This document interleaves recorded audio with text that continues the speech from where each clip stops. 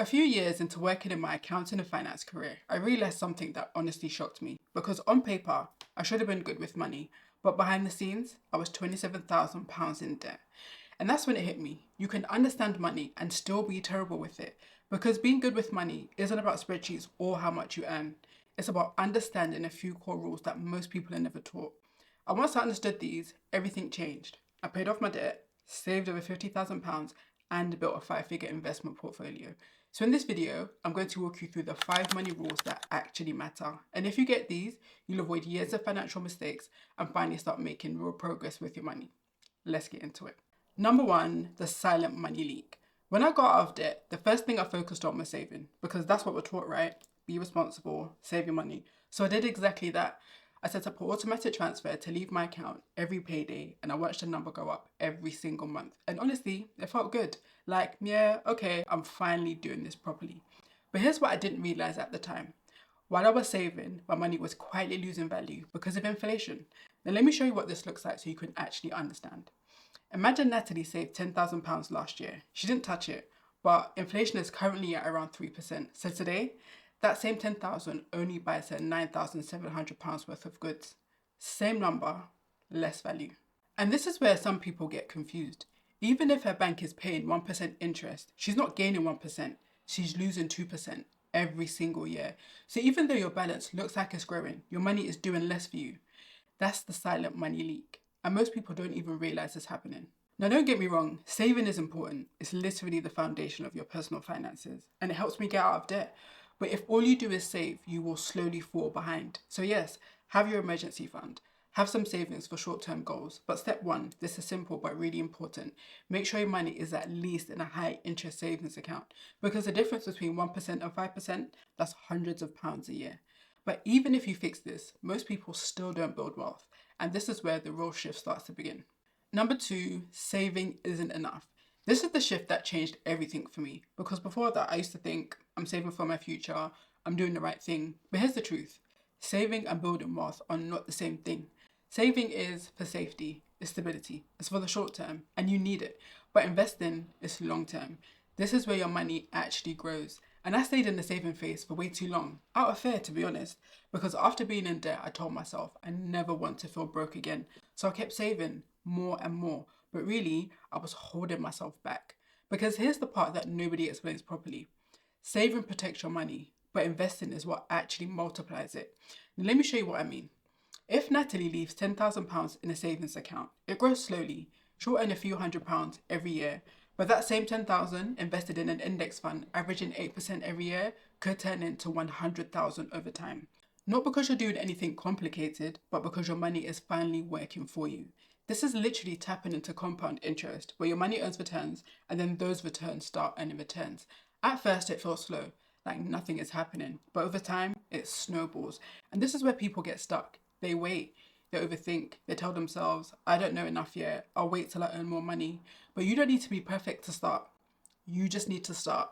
I started with £250 a month because that's all I could afford at the time. That's it. And over time, I built a five-figure portfolio with very little effort, to be honest. But even if you invest, if you're making this next mistake, you'll still feel stuck. Number 3, the lifestyle trap. Now this is what actually got me into debt because when my income increased, my lifestyle increased with it. I started buying more expensive clothes, eating at fancier restaurants, ordering more takeaways, upgrading everything.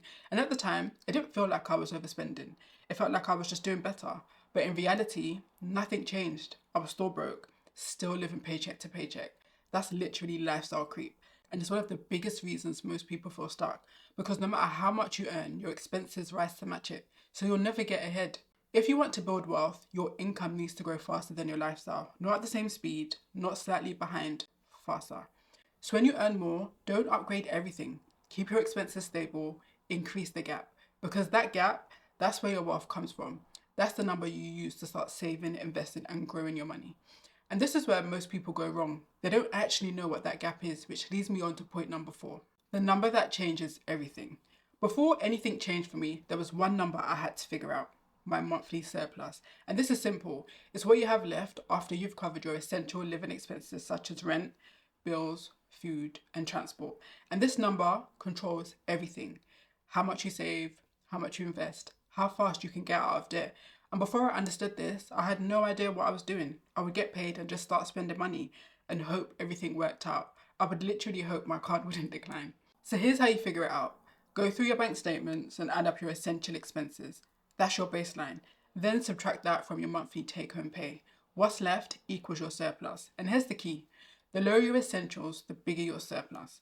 That's how I save £50,000 without earning a huge salary. Not by earning loads more, but by controlling my foundation. If you want to change your finances, start here, because once you know this number, everything else becomes easier. But even if you get all of this right, there's still one thing that can still hold you back. Number 5, the debt trap. Now let's talk about the biggest thing that keeps people stuck: high interest debt. I'm talking credit cards, car loans, payday loans, buy now later. This was my reality, spending money I didn't have on things that didn't really matter in the grand scheme of things, and I carried a lot of shame about that for a long time. The problem is, this type of debt works against you. Interest stacks up, minimum payments every month keep you trapped, and before you know it, you're working just to stay afloat. And I've been there, and getting out of it was not easy. But what helped me was having a clear plan. I listed all of my debts and chose a repayment strategy. Now, there are two common approaches. There's the snowball method, which is where you focus on paying off the debt with the smallest balance first. And the idea is you get quick wins and you build momentum, and then you move on to the next balance. Or there's the avalanche method, which is where you focus on paying off the debt with the highest interest rate first. This makes the most sense financially, as you'll save yourself from having to pay high interest fees. Both work, but at the time I chose the snowball method because I needed momentum and quick wins. But if I were to go back, I would choose the avalanche method, as I would have saved myself money in the long run. But once I started seeing the balances go down and the progress I was making, everything changed. If you want to build wealth, this has to go first, because you can't move forward while your money is being pulled backwards. Before you go, I want to leave you with this, because none of this works if you don't change how you think about money.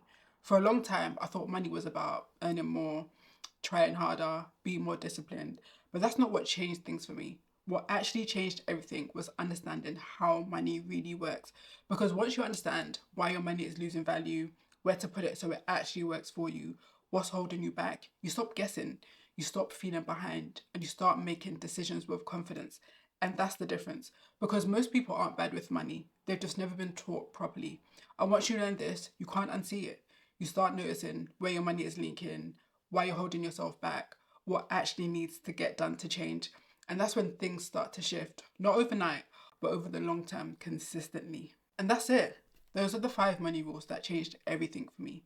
Now you understand most of what you need to know about money, so you can start making smart decisions. The rest is just icing on top of the cake. Now, if this made you realize you might be keeping too much money in your savings, watch this video next, where I show you why keeping too much cash in the bank is a big mistake. I'll also show you where your money should go and how to actually start growing it step by step. If you found this video helpful, give it a like and subscribe for more content like this. Thanks for watching, and I'll see you in the next one.